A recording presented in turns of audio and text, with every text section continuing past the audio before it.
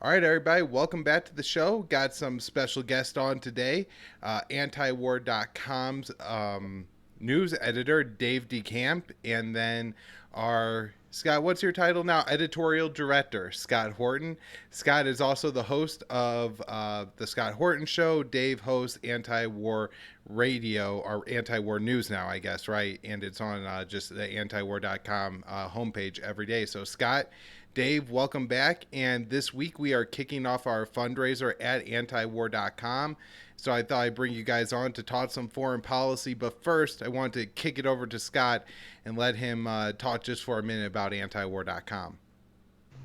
Yeah, well, antiwar.com is, to me, and has been for 20 years and more, the most important project on the internet.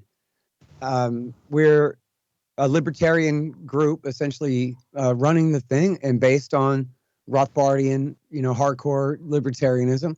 And yet, that's not our focus. Our site is not about libertarianism at all. It's about the greatest threat to liberty, war, and world empire. And as the great Randolph Bourne wrote 100 years ago, a war is the health of the state, of course, unless they lose, in which case it's the health of the other guy's state. But, it is in war that all the other rules are suspended in the name of the emergency. It's how a democracy becomes a dictatorship. And we've had multiple revolutions within the form of this country without officially overthrowing our Constitution yet. And yet only the bare pieces of its forms are left in terms of, regular elections for the House and this kind of thing. But the restrictions against government power in the Constitution are essentially all but a dead letter now. And almost all of that is due to our permanent state of war. The Pentagon, America's world empire, is the biggest big government program in the world and in the history of the world. And it's not just a threat to our life and liberty in terms of the police state here and the spending, but look, even now, we're living through the argument ad absurdum of our government literally trying to succeeding in picking a fight with the Russians right on their border 30 years after the fall of Soviet communism, when we should have abandoned NATO, abolished NATO, brought our troops home, and decentralized power back out to the world. The whole excuse for the American world empire was that we had to protect the planet from the communists. We're going to turn the whole world red and enslave us all. And then when the Cold War was over and communism was gone, it turned out that America was also an evil empire all along. And they refused to give up their empire and have only expanded it.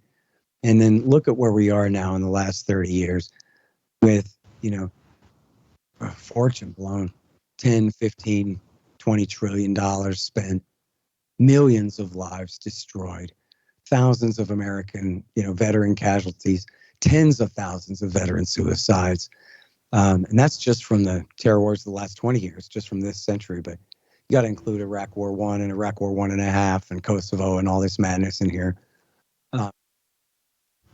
The entire American mythos is based on the reluctant cowboy forced to fight, right?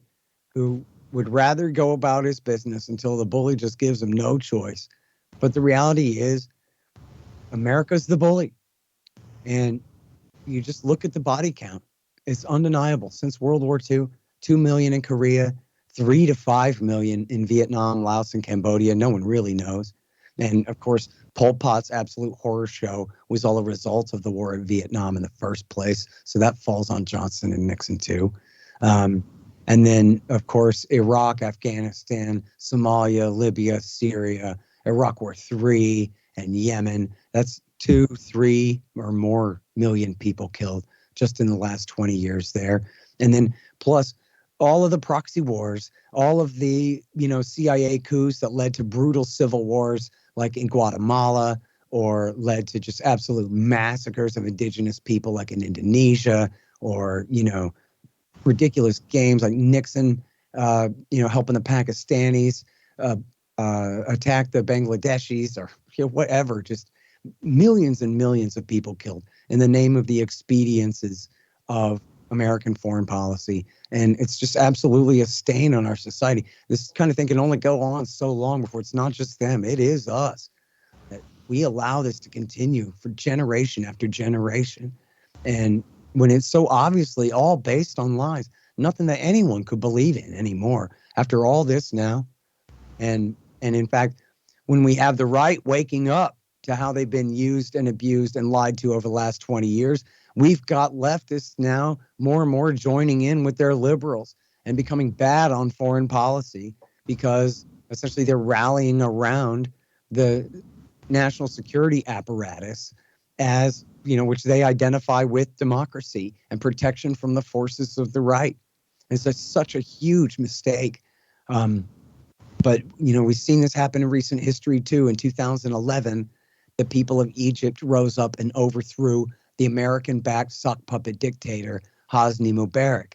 And it was a peaceful revolution, almost entirely peaceful. And it was all political factions in the country from Alexandria, Giza, and Cairo. And it was, the old and the young, educated, liberal, or relatively liberal people from the city and labor union members from the factories, and also the conservative Muslim Brotherhood and the people out in the countryside. And they all rose up and overthrew their dictator, and they held free and fair elections where the right-wing party, the Muslim Brotherhood, won barely.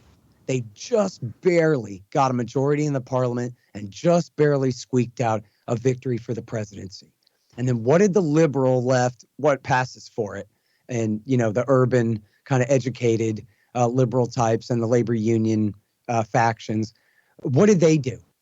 They build up their party so that they could run in the next free and fair election and try to do better next time in their new democracy that they had all joined together to create for themselves? No. They stood out in the street and they whined and they cried and protested that if democracy means that the conservative party wins, then we don't want it anymore. And then that was used as a pretext by the government by the military of Egypt to reinstall the dictatorship, to overthrow the election and to, in fact, overthrow the democracy itself and reinstall the military dictatorship.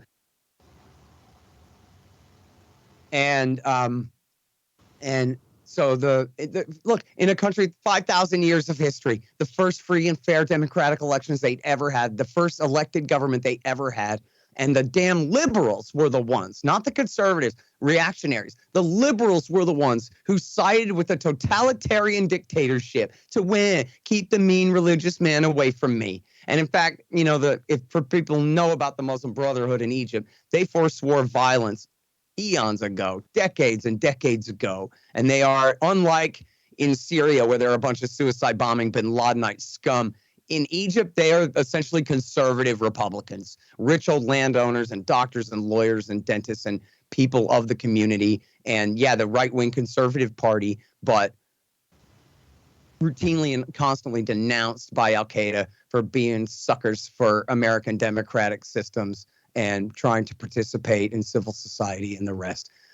So they're not terrorists, the Egyptian Muslim Brotherhood, and not worth the liberals siding with the military dictatorship against. But that was the mistake they made. And that's the exact same mistake that liberals in America are doing right now. They're so afraid of Donald Trump, and not the real Donald Trump, but the Russian agent, Ku Klux Klan, Nazi, blah, blah, blah, is going to steal their fallopian tubes or whatever. Donald Trump is such a danger that they not just sided with, but have now completely identified their entire lives with the greatest heroes of the FBI and the CIA who keep us safe from the evil, bad, elected president of the United States.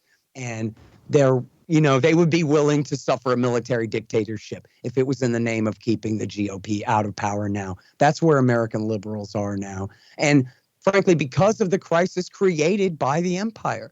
Right? Without George W. Bush, there's no Barack Obama. And without Barack Obama, there's no Donald Trump. All of this is consequence of W. Bush's essentially unprovoked war on the Middle East. And Barack Obama following him up with that. And the regime changes, especially in North Africa, that led to the refugee crisis and his doubling of the Afghan war, tripling of the Afghan war that led to the refugee crisis in Central Asia.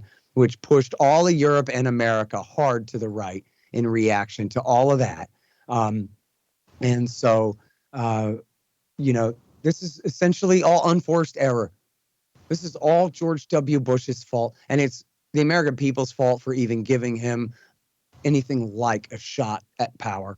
But he kicked off and ruined the whole 21st century. And then, of course, all of his successors have done nothing but double and triple and make it worse, to the point where now we're literally at risk of nuclear war. And anyway, so antiwar.com, we published Dave DeCamp, where he writes about how bad all this stuff is. And thank God we got him, so we know what's going on, so we could try to keep up with the, you know, ever increasing pace of the danger that and the dangerous, you know, different crises that they keep putting us in. But that's where we've been, you know, for the last 25 years, really before my time, since almost 30 years ago, 1995. I came on after that. I started reading antiwar.com in 99, came on really in about 2004. But I was interviewing them, you know, my first interview of Alan Bach was in 03. So I was palling around with them from like 2002, 2003 on. And look, they've been right about everything. We've been right about everything this whole time, and about the consequences of it all. And there's nothing like the gold mines that are the archives of Justin Raimondo's articles and Kelly Vallejos' articles and Alan Bach and Matt Barganier and all of our great writers over the years. And of course, now we have the two very best guys from Cato, Doug Bondo and Ted Carpenter, who they're actually, we sort of kind of had to lay them off a little bit, but they're still writing for us a little bit too. It's one of the reasons we need a successful fundraiser this time, is we can bring all of our writers back. We had to kind of lay off a couple, but and we got Ted Snyder and the whole group of such great writers. And, you know, I personally depend on antiwar.com, as even though I, you know, do my part to chip in on the effort as well.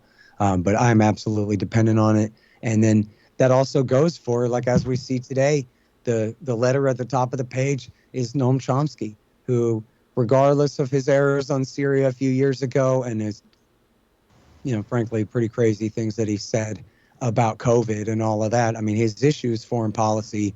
And overall, he's, you know, absolutely the most consistent and most powerful voice for peace in this country since the early 1960s. And, you know, bore witness to atrocities during the Vietnam War with Fred Bronfman and all of those guys, and has just been absolutely leading the way. And I will say, you know, outright, I don't mind admitting it all, like how inspired I was by his writing as a boy, the way everything is fact, fact, fact, fact, moral condemnation, fact, fact, fact, fact, footnote, footnote, footnote, footnote, moral condemnation. And gives them no quarter whatsoever. George H.W. Bush, he's nothing but a thug. He's nothing but a criminal. He's nothing but a murderer. He belongs in the penitentiary. Why? Because he's the lowest form of humanity. How do you know? From all the people he killed. And that's the way Noam Chomsky has approached, with a very libertarian take. He is a libertarian, you know, anarcho-communist type, in a libertarian leftist in that sense. And here he does have that universal take about morality and what, at least on foreign policy, and what the kind of terms that they would, that, you know, especially Republicans in power, but Democrats too, would ascribe to street criminals. That's the same language he applies to them. And of course, they're far more deserving of that condemnation. And so, you know, I very much copied his writing style my whole life. That's exactly how it should be done, is a mess of footnotes, bury your enemies with facts that they have to admit that you're right, and then at the end, condemn them all straight to hell where they belong. And then, so anyway, that was my tangent when I was trying to say, here he is writing an endorsement letter for antiwar.com and talking about how dependent he is on what we're doing for the work that he does, and how he's been reading us for all this time, and it's been that meaningful and important to him. And, you know, this is a guy who, again, is essentially an anarcho-syndicalist, you know, anarcho-communist type, who you might think would have a lot to lose in terms of like social psychology or whatever, for saying, yeah, I like these Rothbard types, I like these, you know, capitalist libertarians, but he don't give a damn about that. To him, what matters is the same thing that matters to us: ending the atrocities, bringing an end to this world empire. We can settle every other issue we want to fight about once we end the greatest of our emergencies. And so he can tell that that's how we feel about it, and that's the mindset that informs our work. And so that's what he has to appreciate about it. And we've always been like that at antiwar.com. We got right-wing readers and left-wing readers every day. We got an endorsement from Colonel Douglas McGregor, the great hero of the Great Tank Battle of Iraq War I. And we got Noam Chomsky. Both of them endorse my books. Both of them endorse antiwar.com. How do you like that, dude? It's just because we're telling the truth. Simple as that. Yeah. And oh man, I'm getting some feedback from some. But anyways, today we have our spotlight article is from salon.com, Katie Halper. We run articles originals from Ray McGovern. So there's just so much like great stuff coming out at antiwar.com from all over the spectrum. It's just all, fat-based anti-war stuff. Dave, I want to ask you, because it's been rough getting through your articles in the morning recently. It's a huge bummer just at the start of every day. So I try to actually read them at night, but then it gives me nightmares. So, anyways, I recently read in I believe it was Responsible Statecraft by Henry Kazians that he had run 30 war games for a defense contract, and 28 out of the 30 it went nuclear. Because essentially it gets locked into an escalation spiral. Nobody ever bats down. And then, it happens. And he said in the two cases it doesn't, Washington and Moscow engage in diplomacy. And so you got an article out today saying that Zelensky just outright signed a decree saying that we cannot have diplomacy discussions with the Putin government. So what the hell, Dave? When are we gonna get that moment where somebody kind of rises above all the rhetoric and just says, we gotta make this, we gotta fix this, we gotta at least de-escalate to a point where we're not talking about annihilating the human species? Yeah, I mean, that's a good question, and I wish I could say that I thought that was going to happen sometime soon from some leadership in the U.S. government, but we're just not seeing that at all. And you talk about the risk of nuclear war, and it's very clear that that's the direction this is going if we don't stop, especially after Putin signing off on annexing those Russian-controlled territories in Ukraine and saying that Russia is going to defend its territorial integrity with all the weapons it has, including nuclear weapons. And I've seen some people try to kind of downplay what he said, but it's very significant because Russia has now expanded into Ukraine, into these territories. As of today, really, Putin signed off, made it official after their houses of parliament ratified it. And we're seeing Ukraine's actually starting to make some gains in the south there in the Kherson region. And, they're doing this with U.S. and NATO weapons, not only weapons, but intelligence. And the U.S. has been, running war games for them and really seems to be intimately involved with the war planning. And Lavrov and Putin and all these Russian officials have made clear that they're in a war against the U.S. and NATO. And I don't know if you're in Moscow how you could really see it any other way. I mean, if you put the shoe on the other foot, I mean, you can't even imagine it if the U.S. was fighting a war in Canada that Russia was completely supporting, because if Ukraine didn't have the support, they would have been forced to negotiate much earlier. So now, I mean, we saw Elon Musk on Twitter the other day put forward this, he was just brainstorming an idea for a peace plan, which didn't actually kind of seem like a good idea. And the reaction to that, I mean, you had Ukrainian officials telling him to F off and just all this vitriol that was directed at him for that. And meanwhile, he's actually supporting Ukraine in its war. He helped get them all those Starlink terminals that lets them access the internet from virtually anywhere in Ukraine. And from what I understand, they're really using that technology to fight this war and to communicate.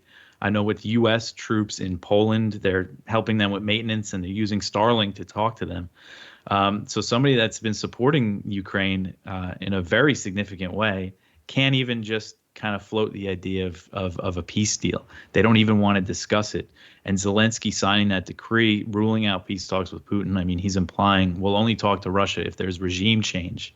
And I saw some Ukrainian officials, like advisors to Zelensky, kind of mocking Elon Musk's peace proposal, which was basically redo the referendums under UN supervision. Crimea becomes Russia. I forget there were some other points there, but Ukraine is neutral was one of them. And what some of these Ukrainian officials said as their terms were the demilitarization of Russia and the denuclearization. Well, you cannot demilitarize a country that has 6,000 nuclear warheads. I mean, it's just this total fantasy that they seem to be living in, that if those are actually their terms for ending this war. And again, we're seeing Ukraine make some more gains in areas that they haven't before. But so maybe they can push further into these areas that Russia now considers Russia. But at what point is Putin going to say enough is enough and use a bigger weapon or direct something at the U.S. and NATO? I mean, we're relying on Russia's restraint right now before this could escalate into something very serious. And you see all these pundits and stuff saying, oh, we're already in World War III. Well, if we're already in World War III, that means there's a good chance humanity is at stake here. All right, Scott, back to you. I want to ask, so it seems now that the political situation in the United States makes diplomacy almost impossible because the Democrats who are in charge are apparently afraid of looking weak and talking to anyone. They've declared Putin to be Hitler, and you can't talk to Hitler. There's great articles at antiwar.com. Ted Snyder recently wrote one. Caitlin Johnstone has a good piece today out on this, basically talking about, like, hey, during the height of the Cuban Missile Crisis, what did American and Soviet leaders do? They talked, and that's what led to de-escalation. And I think that's why I'm so concerned, is it just doesn't seem that there's a path at all to diplomacy here. I guess I try to remember that I think for years and years, right, like Kennedy didn't publicly, or the United States didn't publicly acknowledge that they removed the missiles from Turkey, and a lot of these negotiations were secret. So do you think there's anything happening backdoor here, or we're really just in this like huge political trap?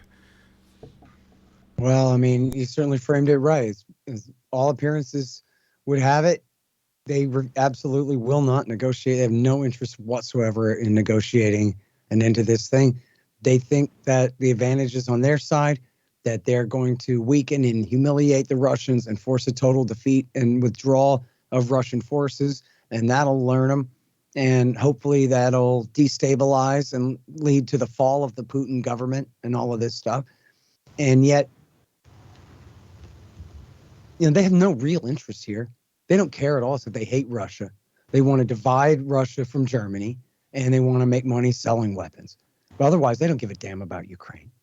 Whereas to the Russians, this is everything. Whether they're going to have an American military ally on their doorstep like this. And essentially they're saying, fine, if you insist, then we're moving our doorstep further out.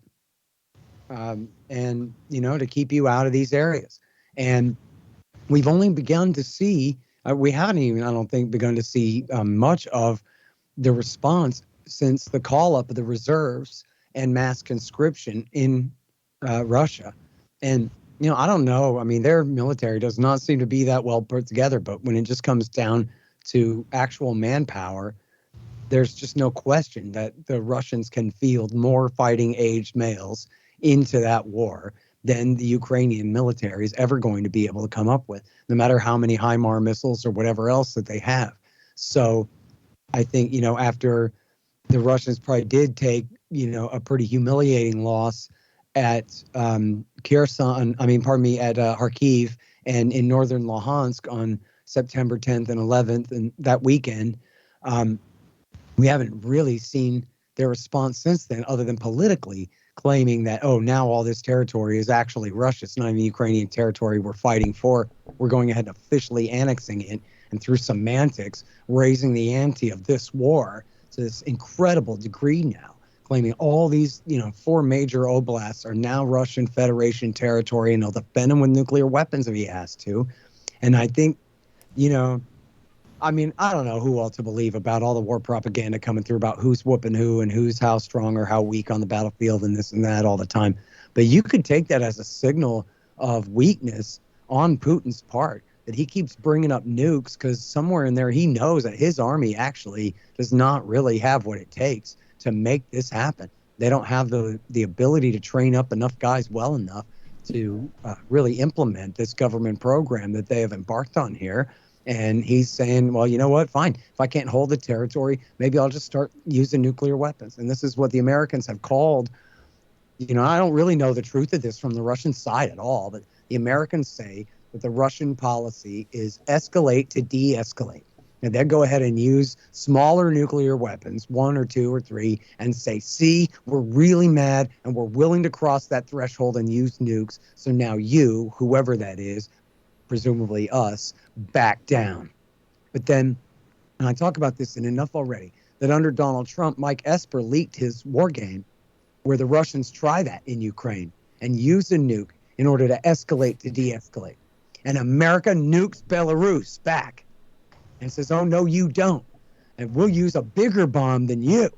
And we will not de-escalate. You will de-escalate. We will escalate to de-escalate, and you will be the one who backs down. Well, if their policy of escalate to de-escalate is stupid and counterproductive, why would our side think that it works when we do the same thing but with a bigger bomb? It's only going to cause the same reaction on the other side. And then we're on a ladder to full-scale nuclear war where we all die in a damn day by the end of the week, at least.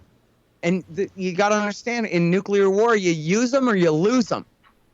You're not going to leave all your nukes sitting in silos where the bad guys can get at them. So you launch them all now before the bad guys can get at them. And that's the logic for both sides.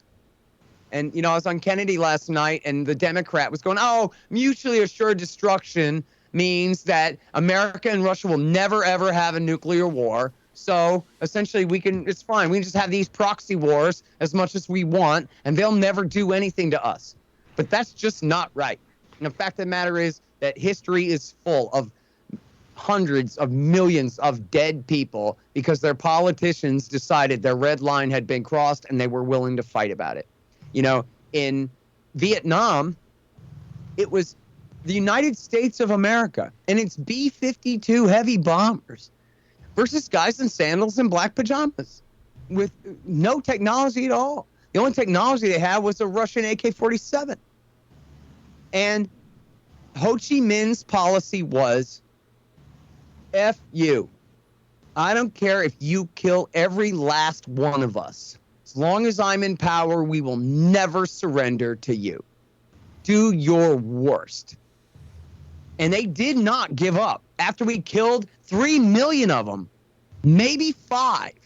We killed so many people that the only people who ever knew that they existed were all dead too. So there was no one to count them. Nobody even knows. That's how you get a rounding error of between 3 and 5 million. Carpet bombing a nation off the face of the earth. And Ho Chi Minh said, do your worst. And if he'd had a nuke, he'd have nuked our guys in Japan or, in Okinawa or in Guam or something like that. And if that had invited nuclear retaliation, he would have taken that too. And the Americans, again, what Dave said, the shoe on the other foot. If the Russians were trying this in Canada, we'd have gone to nuclear war a long time ago. They overthrow the government in Ottawa twice in 10 years because they won't vote for the party that wants to bring the Russian military alliance in. They threaten to kick us out of our naval bases in Alaska. America would carpet bomb all of Russia with hydrogen bombs till every last one of them was dead. That's what W. Bush would have done. That's what Barack Obama would have done. That's what Donald Trump would have done. And that's what Joe Biden would do right now if the Russians even daydreamed about an American-style Eastern European policy in the Americas. And everybody knows it too. And if you even talk about the hypothetical, as Dave said, it sounds completely ridiculous. You can't even describe the hypothetical without picturing it in like itchy and scratchy cartoon fantasy. The Russians overthrowing the government of Canada twice in 10 years, using a bunch of Nazis to do a violent street putsch, threatening to kick us out of our naval bases right on our northern border. They wouldn't do that in a million years. Yeah. So, Dave, I want to ask you now, kind of on what Scott's saying, though. I'm seeing a lot of analysts say that, look, we've kicked Russia out of Kharkiv. We've do more offensives in the Donbass. Putin's not doing anything. And so either, their position is Putin is Hitler who's going to conquer all of Europe, so we can't negotiate with him. But also we could use Ukraine to push Russia out of Ukraine, which obviously, both of those things can't be true. But, this is like in news stories in Politico now is just like an offhand remark. Well, Putin makes these threats, but he hasn't done anything yet. So shrug. Did you send me that? I got to quote that. Yeah, it's in one of my articles, but I'll send it to you. But anyways, so Dave, I was wondering if you have been noticing that, and then also before we wrap up here, I'd love your take on what happened with the Nord Stream pipelines. Yeah, well, so I've seen that from a few people, I think in Congress, that they're talking about sending these longer range missiles to Ukraine that can hit targets up to 190 miles away. And I forget who it was, some House representative, I'll try to find it for you guys, but said, oh, well, they're worried about escalation, but Putin hasn't done anything yet. So that's the attitude, is that, oh, we could just keep getting away with this stuff. And also the idea that Putin is just this madman and he's losing this war. I mean, wouldn't that make the use of nuclear weapons much higher if he is as irrational as they say, and he's facing defeat in Ukraine? And when it comes to the battlefield stuff, I mean, I can't really say. Again, they're making some significant gains right now, it looks like. And since that mobilization, it's been kind of quiet on the Russian side. We haven't really seen this big escalation yet that we're expecting, but I think it is coming, and in one form or another. And hopefully, talking about just talks, hopefully, I really hope that there's some kind of secret negotiations going on behind the scenes, but I doubt it. And when it comes to Nord Stream 2, I mean, that whole situation, so what we know, I mean, there's no evidence right now tying anybody to this attack. We can't say for sure who did it, but we can, look at motives and, this narrative that's being pushed by John Brennan on CNN and stuff, that it was Russia that bombed their own pipelines and who's now talking about repairing them, which is going to cost a lot of money too. They're saying that they did it because they just benefit from chaos in the energy markets.